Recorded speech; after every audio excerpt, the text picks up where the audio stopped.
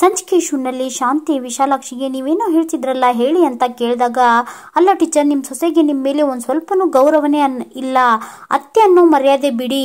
ನೀವು ಇಷ್ಟು ದೊಡ್ಡ ಕಲಾವಿದೆ, ನಿಮ್ಮೊಳಗಿರೋ ಆ ಕಲಾ ತಪ್ಪಿಸಿಗಾದ್ರೂ ಅವ್ರು ಮರ್ಯಾದೆ ಕೊಡೋದು ಬೇಡ, ಅದನ್ನು ಕೊಡ್ತಾ ಇಲ್ಲ. ಅವಳು ನಮ್ಮತ್ತೆಗೆ ಕೊಬ್ಬು ಜಾಸ್ತಿ ಅಂತ ಏನೇನೋ ಮಾತಾಡ್ತಿದ್ದಾಳೆ ಅಂತ ಹೇಳ್ತಿರುವಾಗ ಶಾಂತಿ, ಹೌದು ಇದನ್ನೆಲ್ಲ ಅವಳು ನಿಮ್ಮ ಹತ್ರ ಯಾಕೆ ಹೇಳಿದ್ಲು ಅಂತ ಕೇಳ್ತಾಳೆ.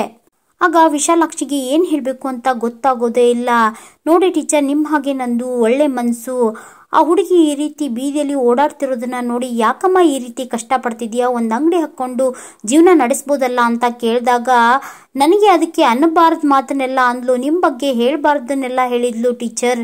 ಅಷ್ಟೇ ಅಲ್ಲ, ಈ ತಿಂಗಳ 16ನೇ ತಾರೀಕು ಅವಳು ಒಂದು ದೊಡ್ಡ ಆರ್ಡರ್ ಇಟ್ಕೊಂಡಿದ್ದಾಳೆ ಮದುವೆದು, ಅದನ್ನೇನಾದರೂ ಅವಳು ಪೂರ್ಣ ಮಾಡಿದ್ಲು ಅಂದರೆ ಮುಗಿದು ಹೋಯ್ತು, ಅವಳನ್ನ ಹಿಡಿಯೋರು ಯಾರು ಇರಲ್ಲ, ನಿಮ್ಮ ಕೊಬ್ಬು ಕರಗಿಸೋಕೆ ಅಂತ ಈ ಕೆಲಸ ಮಾಡ್ತಿರೋದು ಅಂತ ಏನೇನೋ ಹೇಳ್ತಾ ಇರ್ತಾಳೆ ವಿಶಾಲಾಕ್ಷಿ. ನೋಡಿ, ಅವಳೇನಾದ್ರೂ ಆ ಆರ್ಡರ್ನ ಹಿಡ್ಕೊಂಡು ಮುಗಿಸ್ಬಿಟ್ರೆ ಅವಳು ಇನ್ನೂ ಎತ್ತರಕ್ಕೆ ಬೆಳೆದ್ ಬಿಡ್ತಾಳೆ, ಅವಳನ್ನ ಹಿಡಿಯೋರು ಯಾರೂ ಇರಲ್ಲ, ಅದಕ್ಕೆ ನಾನೇನು ಮಾಡಬೇಕು ಅಂತ ಹೇಳಿ ಶಾಂತಿ ಕೇಳ್ತಾಳೆ. ನೋಡಿ ಟೀಚರ್, ನೀವು ಕೇಳ್ತಾ ಇದ್ದೀರಾ ಅಂತ ನಾನು ಹೇಳ್ತಿದ್ದೀನಿ ಅಷ್ಟೇ. ಅವಳು 16ನೇ ತಾರೀಕು ಮದುವೆ ಮಂಟಪಕ್ಕೆ ಹೋಗದೆ ಇರೋ ಹಾಗೆ ನೋಡ್ಕೊಳ್ಳಿ. ಕಲ್ಯಾಣ ಮಂಟಪದವರು ಕೊಟ್ಟಿರೋ ಆರ್ಡರ್ನ ಪೂರ್ತಿಗೊಳಿಸದೆ ಹೋದ್ರೆ ಇನ್ನು ಮುಂದೆ ಯಾವ ಆರ್ಡರು ಅವಳಿಗೆ ಸಿಗಲ್ಲ. ಯಾವ ಆರ್ಡರ್ನು ಸಿಗ್ಲಿಲ್ಲ ಅಂದ್ರೆ ಅವಳು ಕೆಲಸ ಇಲ್ದೇಳೆ ಅವಳು ಕೊಬ್ಬೆ ಕರಗಿ ನೀವು ಹೇಳ್ದಂಗೆ ಕೇಳ್ಕೊಂಡು ನಿಮ್ಮ ಮನೆಯಲ್ಲಿ ಬಿದ್ದಿರ್ತಾಳೆ ಅಂತ ಹೇಳ್ತಿರ್ತಾಳೆ ವಿಶಾಲಾಕ್ಷಿ. ಆಗ ಶಾಂತಿ, ನನ್ನ ಕೊಬ್ಬೆ ಕರಗಿಸ್ತೀನಿ ಅಂತ ಊರೆಲ್ಲ ಹೇಳ್ಕೊಂಡು ತಿರ್ಗಾಡ್ತಿದ್ಯಾ, ನೋಡ್ತಾ ಇರೋ ನಿನ್ನ ಕೊಬ್ಬನ್ನ ಕರಗಿಸಿ ಹೇಗೆ ನನ್ನ ಕಾಲ್ ಕೆಳಗೆ ಹಾಕೊಂಡು ತುಳಿತಿದ್ದೀನಿ ಅಂತ ಹೇಳಿ ಮೀನಾಗೆ ಮನಸ್ಸೊಳಗೆ ಬೈಕೊಳ್ತಾ ಇರ್ತಾಳೆ.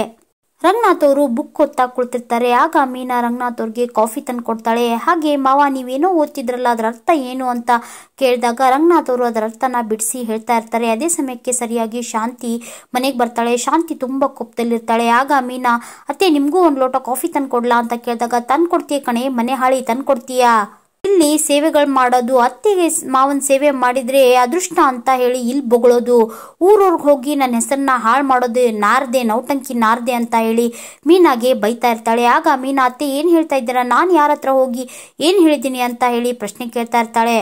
ಆಗ ಶಾಂತಿ ಮತ್ತೆ ಕೋಪದಲ್ಲಿ, ನಿಂದೇನ್ ಬಾಯ ಅಥವಾ ಬಚ್ಚಲ್ ಮನೆ ಕೊಳಾಯ, ಏನು ಗೊತ್ತಿಲ್ದಿರೋ ಅನ್ನೋ ರೀತಿ ನಾಟಕ ಮಾಡೋದು, ಹೊರಗಡೆ ಹೋಗಿ ನಲ್ಲಿ ತಿರುವುದು ಅಂತ ಹೇಳಿ ಮತ್ತೆ ಬೈತಾ ಇರ್ತಾಳೆ. ಅದೇ ಸಮಯಕ್ಕೆ ಶ್ರುತಿ ರೋಹಿಣಿ ಹಾಲಿಗೆ ಬರ್ತಾರೆ. ಆಗ ರಂಗನಾಥ್ ಅವರು, ಏನೇ ಶಾಂತಿ, ಹರಿಶ್ಚಂದ್ರ ಘಾಟಿಗೆ ಏನಾದ್ರೂ ಹೋಗಿ ಬಂದೇನೆ, ನಿನ್ನೆ ಮೊನ್ನೆ ಹೋಗಿದ್ದೇನಾದ್ರೂ ಬಡ್ಕೊಂಡ್ಬಿಡ್ತಾ, ಯಾಕೆ ಈ ರೀತಿ ಮಾತಾಡ್ತಿದ್ಯಾ ಅಂತ ಹೇಳಿ ಶಾಂತಿಗೆ ಬೈತಾ ಇರ್ತಾರೆ. ಅಲ್ಲ ಕಣೆ ಶಾಂತಿ, ಹೋಗ್ತಾ ಮೂಕಾಂಬಿಕೆ ಆಗಿ ಹೋಗ್ತೀಯಾ, ಆದ್ರೆ ಬರ್ತಾ ಮಾರಿಕಾಂಬೆ ಆಗಿ ಬರ್ತೀಯಾ, ಏನಾಗಿದೆ ನಿನಗೆ ಅಂತ ಹೇಳ್ತಿರ್ತಾರೆ ರಂಗನಾಥ್. ನೋಡಿ, ಇವಳಿದಾಳಲ್ಲ ಇವಳು ಅವ್ರಿವ್ರ ಹತ್ರ ಹೋಗಿ ಏನಂತ ಹೇಳಿದಾಳ ಗೊತ್ತಾ, ನನ್ನ ಬಗ್ಗೆ ನನಗೆ ಸಿಕ್ಕಾಪಟ್ಟೆ ಕೊಬ್ಬಂತೆ, ಅದನ್ನ ಈ ಮಹಾರಾಣಿ ಕರಗಿಸ್ತಾಳಂತೆ ಅಂತ ಶಾಂತಿ ಹೇಳ್ತಿರ್ತಾಳೆ. ಆಗ ಶ್ರುತಿ, ಅತ್ತೆ ನಿಮ್ಗೆ ಸಿಕ್ಕಾಪಟ್ಟೆ ಕೊಬ್ಬಿದೆ ಅನ್ನೋದು ನಾನು ಒಪ್ಕೋತೀನಿ, ಆದ್ರೆ ಮೀನಾ ಅವರು ಅದನ್ನ ಕರಗಿಸ್ತಾರೆ ಅನ್ನೋದು ನಾನು ಒಪ್ಕೊಳ್ಳಲ್ಲ ಅಂತ ಟಾಂಗ್ ಕೊಡ್ತಾ ಇರ್ತಾಳೆ. ಆಗ ಅಲ್ಲೇ ನಿಂತಿರೋ ರೋಹಿಣಿ, ಏನ್ ಶ್ರುತಿ ಇದು, ಅತ್ತೆ ಬಗ್ಗೆ ಹೀಗೆಲ್ಲ ಮಾತಾಡೋದು ತಪ್ಪು ಅಂತ ಹೇಳ್ತಿರ್ತಾಳೆ. ಆಗ ಶ್ರುತಿ, ತಪ್ಪನ್ನ ತಪ್ಪಲ್ಲ ಅಂತ ಹೇಳೋದು ತಪ್ಪು, ಆದ್ರೆ ತಪ್ಪನ್ನ ತಪ್ಪು ಅಂತ ಹೇಳೋದ್ರಲ್ಲಿ ಏನಿದೆ ತಪ್ಪು ಅಂತ ಶ್ರುತಿ ಕೇಳ್ತಾ ಇರ್ತಾಳೆ. ಆಗ ಆ ಮಾತನ್ನ ಕೇಳಿ ಶಾಂತಿಗೆ ಮತ್ತಷ್ಟು ಕೋಪ ಜಾಸ್ತಿ ಆಗ್ತಾ ಇರುತ್ತೆ. ಆಗ ಶಾಂತಿ, ನೋಡ್ ಶ್ರುತಿ, ನೀನು ಈ ಮನೆ ಕಿರಿ ಸೊಸೆ ಅಂತ ನಾನು ನಿಂಗೆ ತುಂಬಾ ಬೆಲೆ ಕೊಡ್ತಾ ಇದ್ದೀನಿ ಅಂತ ಹೇಳಿದಾಗ, ಸಾರಿ ಅತ್ತೆ, ನೀವು ನನಗೆ ಬೆಲೆ ಕೊಡ್ತಾ ಇರೋದು ನಾನು ಈ ಮನೆ ಕಿರಿ ಸೊಸೆ ಅಂತಲ್ಲ, ನಾನು ಇವರೆಲ್ಲರಿಗಿಂತ ದೊಡ್ಡ ಶ್ರೀಮಂತೆ ಅಂತ ಹೇಳ್ತಿರ್ತಾಳೆ. ಆಗ ಶಾಂತಿ, ಗೊತ್ತು ಕಣೆ ಗೊತ್ತು, ಇದನ್ನೆಲ್ಲ ನಿನ್ ತಲೆಗೆ ತುಂಬ್ತಾ ಇರೋ ಉಗ್ರಾಣದ ಯಜಮಾನಿ ನೌಟಂಕಿ ಮೀನಾ ಅಂತ ಹೇಳಿ ಮತ್ತೆ ಮೀನಾಗೆ ಬೈತಾ ಇರ್ತಾಳೆ ಶಾಂತಿ. ಅತ್ತೆ ನೀವೇನು ಹೇಳ್ತಾ ಇದ್ದೀರಾ, ನಾನು ಯಾರ ಬಗ್ಗೆ ಹೋಗಿ ನಿಮ್ಮ ಹತ್ರ ಮಾತಾಡಿದ್ದೀನಿ, ಏನು ಮಾತಾಡ್ತಾ ಇದ್ದಾರೆ ನೀವು, ಒಂದಕ್ಕೊಂದು ಸಂಬಂಧನೇ ಇಲ್ಲ ಅಂತ ಮೀನಾ ಕೇಳ್ತಿರ್ತಾಳೆ.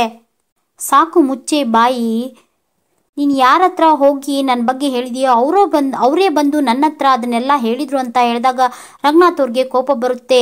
ಅವರೇ ಅನ್ನೋ ಅವರೇ ಕಾಳು ಯಾರೇ ಅದನ್ನು ಹೇಳು ಅಂತ ಹೇಳಿದಾಗ, ನಾನು ಹೇಳಲ್ಲ ರೀ, ಅವ್ರು ತುಂಬ ನಂಬಿಕಸ್ತರು ಅಂತ ಶಾಂತಿ ಹೇಳ್ತಾ ಇರ್ತಾಳೆ. ನಂಬಿಕಸ್ತರು ಅನ್ನೋ ಪದನ ಮೊದಲು ಡಿಲೀಟ್ ಮಾಡಿ, ಒಂದ್ ವೇಳೆ ಮೀನಾನೇ ಆ ವಿಷಯನ ಹೇಳಿದ್ಲು ಅಂತ ಇಟ್ಕೋ, ಅದನ್ನ ತಂದು ನಿನ್ನ ಹತ್ರ ಹೇಳಿದಾರಲ್ಲ ಅವರೆಂತ ನಂಬಿಕಸ್ತರು ಅಂತ ಮೀನಾ ಪರವಾಗಿ ಮಾತಾಡ್ತಾ ಇರ್ತಾರೆ ರಂಗನಾಥ್. ಅಲ್ಲ ರೀ, ಇನ್ನು ಎಷ್ಟು ಅಂತ ಈ ಮಿಡತೆಗೆ ಸಪೋರ್ಟ್ ಮಾಡ್ಕೊಂಡು ಬರ್ತೀರಾ ನೀವು ಅಂತ ಶಾಂತಿ ಕೇಳಿದಾಗ, ಇವಳು ಮಿಡತೆ ಅಲ್ಲ ಕಣೆ, ಹಣತೆ, ನಮ್ಮನೆ ಬೆಳಕು ಕಣೆ ಇವಳು, ಆ ಹಣತೆಯಲ್ಲಿ ಬೆಳಕಿದೆ ಹೊರತು ಜ್ವಾಲಾಮುಖಿ ಇಲ್ಲ, ಇವಳು ನಮ್ಮನೆ ಸುಡೋ ಜ್ವಾಲಾಮುಖಿ ಅಲ್ಲ ಕಣೆ ಅಂತ ರಂಗನಾಥ್ ಅವರು ಮೀನಾ ಪರವಾಗಿ ಮಾತಾಡ್ತಾ ಇರ್ತಾರೆ. ಆಗ ಮೀನಾ, ಹೌದು ಅತ್ತೆ, ನಾನು ಯಾರ ಹತ್ರನೂ ಹೋಗಿ ನಿಮ್ಮ ಬಗ್ಗೆ ಮಾತಾಡಿಲ್ಲ, ಯಾರ್ಯಾರು ಏನೇನು ಅಂದ್ರ ಅಂತ ಹೇಳಿ ನೀವು ಅದ್ರ ಬಗ್ಗೆ ತಲೆ ಕೆಡ್ಸ್ಕೋಬೇಡಿ, ನಾನಾಯ್ತು ನನ್ನ ಕೆಲಸ ಆಯಿತು ಅಂತ ಇದ್ದೀನಿ. ನನ್ನ ಕೆಲಸದಲ್ಲೂ ಕಾಂಪಿಟೇಷನ್ ಇದೆ, ಚಾಲೆಂಜಸ್ ಇದೆ, ನಾನು ಅದ್ರ ಬಗ್ಗೆ ಮಾತ್ರ ಯೋಚನೆ ಮಾಡ್ತಿದ್ದೀನಿ ಅಂತ ಹೇಳ್ತಿರುವಾಗ ರೋಹಿಣಿ, ಏನ್ ಮೀನಾ ಅವರೇ ನಿಮ್ಮ ಮಾತಿನ ಅರ್ಥ ಇಲ್ಲದೆ ಇರೋದನ್ನೆಲ್ಲ ಹೇಳಿಲ್ಲ ಅಂತಂದ್ರೆ ಇರೋದನ್ನೇ ತಾನೇ ಹೇಳಿದ್ದು ಅಂತ ಹೇಳಿ ಮತ್ತೆ ಎತ್ಕಡ್ತಾ ಇರ್ತಾಳೆ. ಆಗ ಶಾಂತಿಗೆ ಕೋಪ ಬಂದು, ಹೌದು ಕಣಮ್ಮ, ಹೌದು, ಇವಳು ಏನು ಅಂತ ನಂಗೆ ಚೆನ್ನಾಗಿ ಗೊತ್ತು, ಹೇಳಿರ್ತಾಳೆ ಇವಳು ಅಂತ ಹೇಳಿ ಮತ್ತೆ ಮೀನಾಗೆ ಬೈತಾ ಇರ್ತಾಳೆ. ಆಗ ರೋಹಿಣಿ ಮತ್ತೆ, ಏನ್ ಮೀನಾ ಅವರೇ ನಿಮ್ಮ ಕೆಲಸದಲ್ಲೂ ಚಾಲೆಂಜಸ್ ಇದೆಯಾ ಅಂತ ಹೇಳಿ ಕೊಂಕು ಮಾತಾಡಿ ನಗ್ತಾ ಇರ್ತಾಳೆ. ಆಗ ಶ್ರುತಿಗೆ ಕೋಪ ಬಂದು, ಏನ್ ರೋಹಿಣಿ ಅವರೇ ನಿಮ್ಮ ಕೆಲಸದಲ್ಲಿ ಮಾತ್ರ ಕಾಂಪಿಟೇಷನ್ ಇರೋದು, ಬೇರೆ ಯಾವ ಕೆಲಸದಲ್ಲೂ ಕಾಂಪಿಟೇಷನ್ ಇಲ್ವಾ ಅಂತ ಕೇಳಿದಾಗ, ಹೌದು ಶ್ರುತಿ, ಮತ್ತಿನ್ನೇನು, ನಮ್ದಾದ್ರೆ ಬಿಸ್ನೆಸ್ಸು, ಇವ್ರದಾದ್ರೆ ಹೊಟ್ಟೆಪಾಡು, ಅದಕ್ಕೂ ಇದಕ್ಕೂ ವ್ಯತ್ಯಾಸನೇ ಇಲ್ವಾ ಅಂತ ಹೇಳಿ ತುಂಬಾ ಕೀಳಾಗಿ ಮಾತಾಡ್ತಿರ್ತಾಳೆ. ಆಗ ರಂಗನಾಥ್ ಅವರು ರೋಹಿಣಿಗೆ ಬೈದು ಬುದ್ಧಿ ಹೇಳ್ತಾರೆ. ಆಗ ಶ್ರುತಿ, ಕರೆಕ್ಟಾಗಿ ಹೇಳಿದ್ರಿ ಮಾವ ಅಂತ ಹೇಳಿ ರೋಹಿಣಿಗೆ ಕೋಪ ಬರೋ ರೀತಿ ನೋಡ್ಕೋತಾಳೆ. ಆಗ ಶಾಂತಿ, ನೋಡಿ ನಿಮ್ಮ ಉಪದೇಶ ನನಗೇನು ಬೇಕಾಗಿಲ್ಲ, ಯಾರ್ಯಾರ ಕೊಬ್ಬನ್ನ ಹೇಗೆ ಇಳಿಸ್ಬೇಕು ಅಂತ ನನಗೆ ಚೆನ್ನಾಗಿ ಗೊತ್ತು, ಸಮಯ ಬರಲಿ ಯಾರ ಕೊಬ್ಬನ್ನ ಯಾರು ಇಳಿಸ್ತಾರೆ ಅಂತ ನೋಡೇ ಬಿಡೋಣ ಅಂತ ಹೇಳಿ ಕೋಪ ಮಾಡಿಕೊಂಡು ಅಲ್ಲಿಂದ ಹೊರಡ್ತಾಳೆ.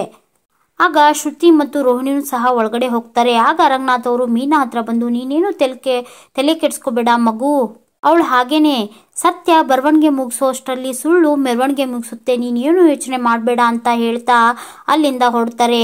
ಆಗ ಒಳಗಡೆ ಹೋಗಿದ್ದಂತ ಶ್ರುತಿ ಸಡನ್ ಆಗಿ ಮೀನಾ ಹತ್ರ ಬಂದು ಮೀನಾ ಕೈನ ಹಿಡ್ಕೋತಾಳೆ. ಆಗ ಮೀನಾ, ಅಲ್ಲ ಶ್ರುತಿ ಅವರೇ, ನಾನು ಅತ್ತೆ ಬಗ್ಗೆ ಯಾರ ಹತ್ರನೂ ಏನೂ ಹೇಳಿಲ್ಲ ಅಂತ ಹೇಳಿದಾಗ, ಅದು ನನಗೆ ಗೊತ್ತು ಮೀನಾ ಅವರೇ, ಆದರೆ ನಿಮ್ಮ ಬಗ್ಗೆ ಅತ್ತೆ ಹತ್ರ ಸ್ಟವ್ ಹಚ್ಚಿದ್ದು ಯಾರು ಅಂತ ಹೇಳಿ ನೀವು ಮೊದಲು ತಿಳ್ಕೊಬೇಕು ಅಂತ ಹೇಳ್ತಾ ಅಲ್ಲಿಂದ ಹೊರಡ್ತಾಳೆ. ಆಗ ಮೀನಾ ಅದೇ ವಿಷಯದ ಬಗ್ಗೆ ಯೋಚನೆ ಮಾಡ್ತಾ ನಿಂತಿರ್ತಾಳೆ. ಅದೇ ಸಮಯಕ್ಕೆ ಸೂರ್ಯ ಟ್ರಿಪ್ ಮುಗಿಸ್ಕೊಂಡು ಮನೆಗೆ ಬರ್ತಾನೆ. ಆಗ ಸೂರ್ಯನಿಗೆ ಚೇತನ್ ಕಾಲ್ ಮಾಡಿ, ನಿನ್ನ ಕ್ಲೋಸ್ ಫ್ರೆಂಡು ನನಗೆ ಮುದ್ರೆ ಒತ್ಬಿಟ್ನಲ್ಲಪ್ಪ ಅಂತ ಹೇಳಿದಾಗ, ಯಾರು ಅದು, ಏನಾಯ್ತು ಅಂತ ಸೂರ್ಯ ಕೇಳ್ತಾನೆ. ಅದೇ ಆ ಟ್ರಾಫಿಕ್ ಪೊಲೀಸ್ ಅರುಣು ಸುಮ್ಮನೆ ಪ್ಯಾಸೆಂಜರ್ನ ಕೆಳಗಡೆ ಇಳಿಸಿ ಸೀಟ್ ಬೆಲ್ಟ್ನ ತೆಗೆಸಿ ಸೀಟ್ ಬೆಲ್ಟ್ ಹಾಕಿಲ್ಲ ಅಂತ ಕಾರನ್ನೇ ಸೀಸ್ ಮಾಡೋಕೆ ಬಂದ ಅಂತ ಹೇಳಿದಾಗ, ಅವ್ನ ಕೊಬ್ಬು ಜಾಸ್ತಿ ಆಗಿದೆ, ಟೈಮ್ ಬರುತ್ತೆ, ನಾನು ಆಮೇಲೆ ಕಾಲ್ ಮಾಡ್ತೀನಿ ಅಂತ ಹೇಳಿ ಸೂರ್ಯ ಕಾಲ್ ಕಟ್ ಮಾಡ್ತಾನೆ. ಆಗ ಮೀನಾ, ಯಾರ್ರೀ, ಯಾಕ್ರಿ, ಏನಾಯ್ತು ಅಂತ ಕೇಳಿದಾಗ, ಅದೇ ಕಣೆ ನನ್ನ ಕಾರ್ನ ಸೀಸ್ ಮಾಡಿದ್ನಲ್ಲ ಇನ್ಸ್ಪೆಕ್ಟರ್ ಅರುಣ್, ಇವತ್ತು ಚೇತನ್ ಕಾರ್ನು ಸೀಸ್ ಮಾಡೋಕೆ ಹೋಗಿದ್ದಂತೆ ಅಂತ ಹೇಳಿದಾಗ, ಪೊಲೀಸರು ಅವ್ರ ಕೆಲಸ ಅವ್ರು ಮಾಡ್ತಾರೆ, ಸುಮ್ಮನೆ ಯಾಕೆ ನಿಮ್ಮ ಕಾರ್ನ ಸೀಸ್ ಮಾಡೋಕೆ ಹೋಗ್ತಾರೆ ಅಂತ ಮೀನಾ ಪ್ರಶ್ನೆ ಕೇಳಿದಾಗ, ನೀನು ಗೊತ್ತಿಲ್ಲ ಕಣೆ, ಕೊಬ್ಬು ಜಾಸ್ತಿ ಆಗಿದೆ, ಕೊಬ್ಬು ಇಳಿಸ್ಬೇಕು ಅಂತ ಹೇಳ್ತಿರುವಾಗ ಅದೇ ಸಮಯಕ್ಕೆ ಸರಿಯಾಗಿ ಶಾಂತಿ ಹೊರಗಡೆ ಬರ್ತಾಳೆ. ಓಹೋಹೋ, ಗಂಡ ಹೆಂಡತಿ ಇಬ್ರು ಸೇರ್ಕೊಂಡು ಪಾರ್ಟ್ನರ್ಶಿಪ್ ಅಲ್ಲಿ ನನ್ನ ಕೊಬ್ಬು ಇಳಿಸ್ತಾ ಇದ್ದೀರಾ, ಏ ಮೀನಾ, ನಿನ್ನ ಸುಮ್ಮನೆ ಬಿಡಲ್ಲ ಕಣೆ ಅಂತ ಹೇಳಿ ಮೀನಾಗೆ ಬೈತಾ ಇರ್ತಾಳೆ. ಆಗ ಸೂರ್ಯ, ಯಾಕೆ, ಏನಾಯ್ತು, ಸಕ್ಕರೆ ಈ ರೀತಿ ಆಡ್ತಿದ್ದಾರೆ, ಏನ್ ಕಾರಣ ಅಂತ ಕೇಳಿದಾಗ, ನಾ ಆಮೇಲೆ ಹೇಳ್ತೀನಿ ಅಂತ ಮೀನಾ ಹೇಳ್ತಾಳೆ. ಓಹೋಹೋ, ಏನ್ ಮಾಡ್ಬೇಕು ಅಂತ ಹೇಳಿ ಆಮೇಲೆ ಹೇಳ್ತೀಯಾ, ನೀವೇನಾದ್ರೂ ಪ್ಲಾನ್ ಮಾಡಿ, ಆದ್ರೆ ನೋಡ್ತಾ ಇರೋ ನಾನು ಹೇಗೆ ಕೊಬ್ಬು ಬೀಳಿಸ್ತೀನಿ ಅಂತ ಹೇಳ್ತಾ ಶಾಂತಿ ಅಲ್ಲಿಂದ ಹೊರಡ್ತಾಳೆ. ಆಗ ಸೂರ್ಯ, ಯಾಕೆ ಸಕ್ಕರೆ ಈ ರೀತಿ ಎಲ್ಲ ಮಾತಾಡ್ಬಿಟ್ಟು ಹೊರಟೋದ್ರು, ಏನಾಯ್ತು ಅಂತ ಕೇಳಿದಾಗ, ರೀ, ಯಾರು ನನ್ನ ಅತ್ತೆ ಬಗ್ಗೆ ನಾನು ಅವ್ರ ಬಗ್ಗೆ ಏನೇನೋ ಹೇಳಿದ್ದೀನಿ ಅಂತ ಹೇಳಿ ಚಾಡಿ ಹೇಳಿದ್ದಾರೆ, ಅಲ್ಲೇ ನಾನೇ ಯಾಕೆ ಅತ್ತೆ ಬಗ್ಗೆ ಹೋಗಿ ಹೇಳಿ ಅಂತ ಹೇಳಿದಾಗ, ನೀನ್ ಬೆಳೀತಾ ಇದೀಯಾ ಮೀನಾ, ನೇರವಾಗಿ ನಿನ್ ಜೊತೆ ಹೋರಾಡೋಕ್ಕಾಗದೆ ಈ ರೀತಿ ಚಾಡಿ ಚುಚ್ಚೋರು, ನಿನ್ ಜೊತೆ ಸವಾಲ್ಗಿಳ್ದವ್ರೆ, ನೀನ್ ಬೆಳೀತಾ ಇದೀಯಾ ನೋಡ್ತಿರೋ ಅಂತ ಹೇಳಿದಾಗ, ರೀ, ಅದಕ್ಕೂ ಇದಕ್ಕೂ ಏನ್ರಿ ಸಂಬಂಧ ಅಂತ ಮೀನಾ ಕೇಳ್ತಾಳೆ. ನೇರವಾಗಿ ಹೋರಾಡೋಕ್ಕಾಗದೆ ಈ ರೀತಿ ಹಿಂದೆ ನಿಂತು ನಿನ್ನ ಹೆಸರನ್ನ ಕೆಡಿಸ್ತಾ ಇದ್ದಾರೆ, ನೀನೇನು ಯೋಚನೆ ಮಾಡಬೇಡ, ಸಿಕ್ಕಾಕೊಳ್ಳಿ ಆಮೇಲೆ ನೋಡ್ಕೊಳ್ಳೋಣ ಅಂತ ಹೇಳ್ತಾ ಸೂರ್ಯ, ಹೌದು ನೀನೇನಾದ್ರೂ ತಿಂದ್ಯಾ ಅಂತ ಕೇಳ್ತಾನೆ. ಹ್ಞೂ ರೀ, ನಾನು ಸ್ವಲ್ಪ ಹೊರಗಡೆ ಹೋಗೋದಿದೆ ಅಂತ ಹೇಳಿದಾಗ, ಸರಿ ಆಯ್ತು, ನನಗೂ ಊಟಕ್ಕೆ ಹಾಕೊಡ್ಬಾ ಅಂತ ಹೇಳಿದಾಗ ಮೀನಾ ಅಲ್ಲಿಂದ ಹೊರಡ್ತಾಳೆ. ಈ ಕಡೆ ಹಾಸ್ಪಿಟಲ್ ಅಡ್ಮಿಟ್ ಆಗಿರೋ ಇನ್ಸ್ಪೆಕ್ಟರ್ ಅರುಣ್ ತಾಯಿನ ಕನಕ ತನ್ನ ಹೆತ್ತ ತಾಯಿ ರೀತಿ ಆರೈಕೆ ಮಾಡ್ತಾ ಇರ್ತಾಳೆ. ಅದೇ ಸಮಯಕ್ಕೆ ಸರಿಯಾಗಿ ಅರುಣ್ ತನ್ನ ತಾಯಿಗೆ ಊಟ ತಗೊಂಡ್ಬರ್ತಾನೆ. ಆಗ ಕನಕ ನಾನೇ ಬಡಿಸ್ತೀನಿ ಅಂತ ಹೇಳಿ ಊಟ ಬಡಿಸ್ಕೊಡ್ತಾಳೆ. ಹಾಗೆ ಊಟಕ್ಕಿಂತ ಮುಂಚಿರೋ ಮಾತ್ರೆನೂ ಕೊಡ್ತಾಳೆ. ಕನಕ ಆರೈಕೆನ ನೋಡಿ ಇನ್ಸ್ಪೆಕ್ಟರ್ ಅರುಣ್ಗೂ ಖುಷಿ ಆಗುತ್ತೆ. ಆಗ ಅರುಣ್ ತಾಯಿ, ನಿಮ್ಮ ಮನೇಲಿ ಯಾರ್ಯಾರು ಇದ್ದೀರಾ ಅಂತ ಹೇಳಿ ಕನಕನ ವಿಚಾರಿಸಿದಾಗ, ತಾನು ತನ್ನ ತಮ್ಮ ಹಾಗೆ ಅಮ್ಮ ಇದ್ದಾರೆ ಅಂತ ಹೇಳ್ತಾಳೆ. ಅಕ್ಕನ ಮದುವೆ ಆಗಿದೆ ಅಂತಾನು ಹೇಳ್ತಿರ್ತಾಳೆ. ಆಗ ಅಪ್ಪ ಇಲ್ವಾ ಅಂತ ಕೇಳಿದಾಗ, ಅಪ್ಪ ತೀರೋದ್ರು ಅಂತ ಹೇಳ್ತಾಳೆ ಕನಕ. ಅದೇ ಸಮಯಕ್ಕೆ ಸರಿಯಾಗಿ ಮೀನಾ ಕಡೆಯಿಂದ ಕಾಲ್ ಬರುತ್ತೆ. ಆಗ ಕನಕ, ಏನ್ ವಿಷಯ ಅಕ್ಕ ಅಂತ ಕೇಳಿದಾಗ, ನೋಡಿ ಕನಕ, ನಾವು ಮದುವೆ ಆರ್ಡರ್ನ ಒಪ್ಕೊಂಡೆ, ತುಂಬಾ ದೊಡ್ಡ ಆರ್ಡ್ರು, ನಿನ್ ಸಹಾಯನೂ ಬೇಕು, ನಾಳೆ ಬರ್ತೀಯಲ್ವಾ ಅಂತ ಕೇಳಿದಾಗ, ಆಯ್ತಕ್ಕ ಬರ್ತೀನಿ ಅಂತ ಹೇಳ್ತಾಳೆ. ಹಾಗೆ ಇನ್ಸ್ಪೆಕ್ಟರ್ ಅರುಣ್ ತಾಯಿ ಇಲ್ಲೇ ಇದ್ದಾರೆ, ಮಾತಾಡ್ತೀಯಾ ಅಂತ ಹೇಳಿದಾಗ, ಸರಿ ಆಯ್ತು ಕೊಡು ಅಂತ ಹೇಳ್ತಾಳೆ. ಆಗ ಇನ್ಸ್ಪೆಕ್ಟರ್ ತಾಯಿ ಕನಕ ಬಗ್ಗೆ ಹೊಗಳಿ ಮಾತಾಡ್ತಾಳೆ. ಅದನ್ನ ಕೇಳಿ ಮೀನಾಗೆ ಖುಷಿ ಆಗುತ್ತೆ. ಆಗ ಮೀನಾ, ಹೌದಮ್ಮ, ನಮ್ ಕನಕ ತುಂಬಾ ಒಳ್ಳೆ ಹುಡುಗಿ, ಅವಳು ಎಲ್ರನ್ನೂ ತುಂಬಾ ಚೆನ್ನಾಗಿ ನೋಡ್ಕೊತಾಳೆ ಅಂತ ಹೇಳಿ ಕನಕನ ಹೊಗಳ್ತಾ ಕಾಲ್ ಕಟ್ ಮಾಡ್ತಾಳೆ ಮೀನಾ. ಆಗ ಕನಕ, ನೋಡಿ ಸರ್, ನಾನು ನಾಳೆ ಹಾಸ್ಪಿಟ್ಲಿಗೆ ಬರಲ್ಲ, ನಂಗೆ ಸ್ವಲ್ಪ ಕೆಲಸ ಇದೆ, ಡಾಕ್ಟರ್ ಏನಾದರೂ ಡಿಸ್ಚಾರ್ಜ್ ಮಾಡಿದರೆ ಅವ್ರನ್ನ ಮನೆಗೆ ಕರ್ಕೊಂಡು ಹೋಗಿ ಅಂತ ಹೇಳ್ತಾ ಅಲ್ಲಿಂದ ಹೊರಡ್ತಾ ಇರ್ತಾಳೆ. ಆಗ ಅರುಣ್ ತಾಯಿ ಅರುಣ್ಗೆ ಸನ್ನೆ ಮಾಡಿ ದುಡ್ಡು ಕೊಡೋಕಂತ ಹೇಳ್ತಾಳೆ. ಆಗ ಇನ್ಸ್ಪೆಕ್ಟರ್ ಅರುಣ್ ದುಡ್ಡು ಕೊಡೋಕಂತ ಹೋಗ್ತಾನೆ. ಆಗ ಕನಕ, ನೋಡಿ ಅಮ್ಮ, ನಾನು ನಿಮಗೆ ಸೇವೆ ಮಾಡಿದ್ದು ದುಡ್ಡು ಕೊಡ್ಲಿ ಅಂತ ಅಲ್ಲ, ನಿಮ್ಮ ಮಗಳೇ ನಿಮ್ಮ ಸೇವೆ ಮಾಡಿದ್ರೆ ದುಡ್ಡು ಕೊಡ್ತಿದ್ರಾ ಅಂತ ಹೇಳಿದಾಗ ಕನಕನ್ ಗುಣ ನೋಡಿ ಅರುಣ್ ತಾಯಿಗೆ ತುಂಬಾ ಖುಷಿ ಆಗುತ್ತೆ. ಆಗ ಕನಕ, ಸರಿ ಆಯ್ತು, ನಾನು ಇಲ್ಲಿಂದ ಹೊರಡ್ತೀನಿ ಅಂತ ಅಲ್ಲಿಂದ ಹೊರಡ್ತಾಳೆ. ಈ ಕಡೆ ಮೀನಾ ಬಟ್ಟೆ ಮಡಿಸ್ತಾ ಇರ್ತಾಳೆ. ಹಾಗೆ ತನ್ನ ಜೊತೆಗಾರರಿಗೆ ಕಾಲ್ ಮಾಡಿ, ಅಕ್ಕ ಹೂ ಎಲ್ಲ ರೆಡಿ ಇದೆಯಾ ಅಂತ ಕೇಳಿದಾಗ, ಹೂ ಮೀನಾ, ಇನ್ನೊಂದು ಸ್ವಲ್ಪ ಹೊತ್ತಿಗೆ ನಾವು ಅಲ್ಲಿಗೆ ಹೋಗ್ತಾ ಇದ್ದೀವಿ, ಹೂ ಎಲ್ಲ ರೆಡಿ ಆಗುತ್ತೆ, ನೀನು ಯಾವಾಗ ಬರ್ತೀಯ ಅಂತ ಕೇಳಿದಾಗ, ಇಲ್ಲ ಅಕ್ಕ, ಮಧ್ಯಾಹ್ನದ ಅಡುಗೆ ಇನ್ನೂ ಮಾಡಿಲ್ಲ, ಅಡುಗೆ ಮುಗಿಸ್ಕೊಂಡು ಬರ್ತೀನಿ ಅಂತ ಹೇಳಿದಾಗ, ಇವತ್ತು ನೀನೇ ಅಡುಗೆ ಮಾಡ್ಬೇಕಾ ಅಂತ ಮೀನಾಗೆ ಬೈತಿರ್ತಾರೆ. ಹೂ ಅಕ್ಕ, ನನ್ನ ಕೆಲಸನ ನಾನೇ ಮಾಡಬೇಕು, ಇವರು ಬರ್ತಾರೆ, ಹೂನೆಲ್ಲ ಕೊಟ್ಟು ಕಳಿಸ್ಬಿಡಿ, ಹಾಗೆ ನೀವು ಜೊತೆಗೆ ಕಲ್ಯಾಣ ಮಂಟಪಕ್ಕೆ ಬನ್ನಿ, ನಾನು ಅಡುಗೆನೆಲ್ಲ ಮುಗಿಸಿ ಬರ್ತೀನಿ ಅಂತ ಹೇಳಿ ಕಾಲ್ ಕಟ್ ಮಾಡ್ತಾಳೆ. ಆಗ ಸೂರ್ಯನು ಸಹ ಮೀನಾ ಹತ್ರ ಬಂದು, ಬಾ ಮೀನಾ ಹೋಗೋಣ ಅಂತ ಹೇಳ್ತಾನೆ.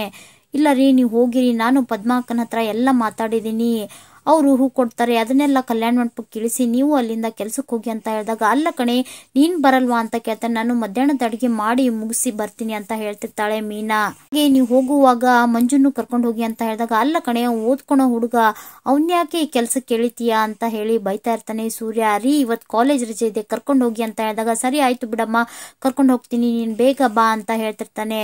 ಹೌದು, ನೀವು ಹೂಗಳನ್ನೆಲ್ಲ ಕಲ್ಯಾಣ ಮಂಟಪದ ಹತ್ರ ಇಳಿಸಿ ನೀವು ನಿಮ್ಮ ಕೆಲ್ಸಕ್ಕೆ ಹೊರಡಿ ಅಂತ ಮೀನಾನ್ ಹೇಳಿದಾಗ, ಅಲ್ಲ ಕಣೆ, ನಾನು ಇವತ್ತೆಲ್ಲೂ ಹೋಗೋದಿಲ್ಲ ಕಣೆ, ಇವತ್ತು ನನ್ನ ಹೆಂಡತಿ ಒಂದು ದೊಡ್ಡ ಆರ್ಡರ್ನ ಒಪ್ಕೊಂಡಿದ್ದಾಳೆ, ಅದನ್ನ ಹತ್ರದಲ್ಲೇ ನಿಂತ್ಕೊಂಡು ನೋಡಿ ಖುಷಿ ಪಡ್ತೀನಿ, ಅದು ನನ್ನ ಕೆಲಸನೇ ಅಂತ ಹೇಳಿದಾಗ, ನನ್ನ ಮುದ್ದು ಗಂಡ ಅಂತ ಹೇಳಿ ಸೂರ್ಯನ್ಗೆ ದೃಷ್ಟಿ ತೆಗಿತಾ ಸೂರ್ಯನ್ ಬಗ್ಗೆ ಹೊಗಳ್ತಾ ಇರ್ತಾಳೆ.